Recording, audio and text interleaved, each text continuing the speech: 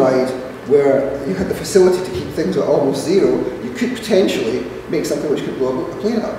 I travel from Glasgow to Bristol. It's not really 5 hours to do that. So, so any rational being can tell you that the security measures are an exaggeration, but once you've got the assessment in place, you've got to follow through. So I'm not saying that these stories, that this is all a calculated lie from the beginning. There are people who clearly do these things they know to be untrue, as one of the cases I'll tell you in a minute. But nevertheless, what you find with these stories is that the stories which you put out about plots, the kind of things which you get in off-the-record briefings, quite often, not always, quite often turn out to be a lot less significant than perhaps you would think when you first read the headlines. Go to the next one. And here's some more examples. I just wanted to go through some of these. I don't know if you remember the Hogmanay plot, where 6 Algerians were arrested, held in the high security prison in Govan in Glasgow, near where I live. And it was said that they were planning to blow up Hogmanay in Edinburgh, which I don't know if you know what Hogmanay is in England, do you? It's and I know about this case because I know the lawyer in particular. The evidence in this case is around 6 months surveillance. They produced this to the defence. Suspects went into pizzeria, came out with flat, square box, and it's all noted down. That's pizza. And the evidence against them was 2 pieces of evidence. One was a picture, poster of the attack on the World Trade Center, plane going to the World Trade Center. And the other was a map.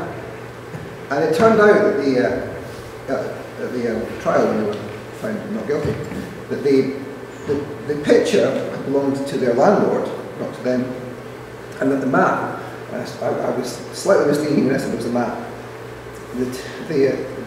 The official description of this was a map with jottings on it consistent with terrorist activity.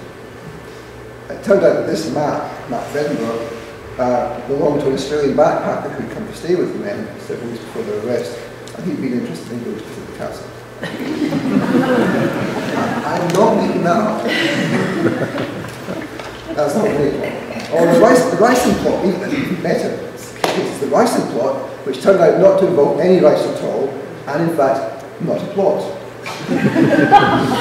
And you know this from the book, the Ricin Plot, which is published by Pluto, who also publishes Victoria's book. But in that case, it's a guy called Kamal Burgas. Now he's in jail.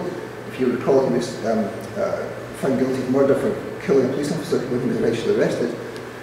But what was found in his flat were some castor beans, and it was alleged that he was trying to make ricin poison from the castor beans.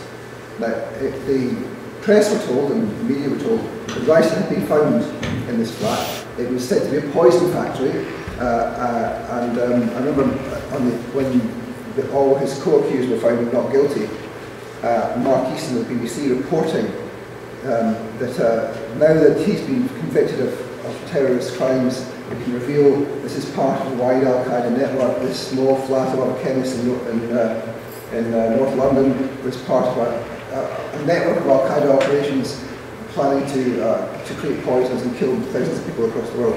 But I mean, it turns out this guy was mentally ill, hadn't made any ricin, that they poured him down the laboratories, confirmed that he'd made ricin, and within 2 days they discovered their tests were faulty and that there was no ricin.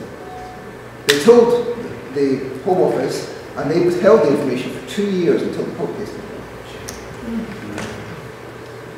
No ricin, no plot. This guy was mentally ill and not a terrorist.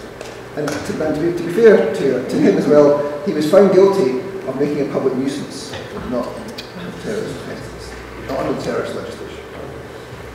Haven't got time to go through all these. Two more. Let's do the Old Trafford one. The Old Trafford one was the good one as well, which kind of shows the way in which, once this system goes into operation, anything can become evidence. Once you start to suspect, in particular, people with brown skin, blue Muslims, then you put 2 and 2 together. So when the people were found in Manchester, the Muslims were found in Manchester, and that they had ticket stubs for Old Trafford. it was advanced that that was necessarily evidence that they were planning to bomb Old Trafford. Presumably the other explanation that they were Manchester United fans.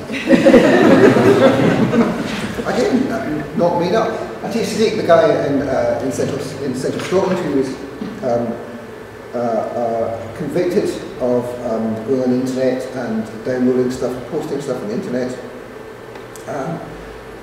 or as his lawyer said, going on the internet and looking for answers in the aftermath of the attack in Gaza. When he was convicted of downloading stuff on the internet, the next day in the press, the story was that he'd been involved in a plot to behead the Canadian Prime Minister. A plot which was never mentioned to him in interrogation by the police or in evidence in the court case. And again, came from unidentified sources, presumably in the intelligence world.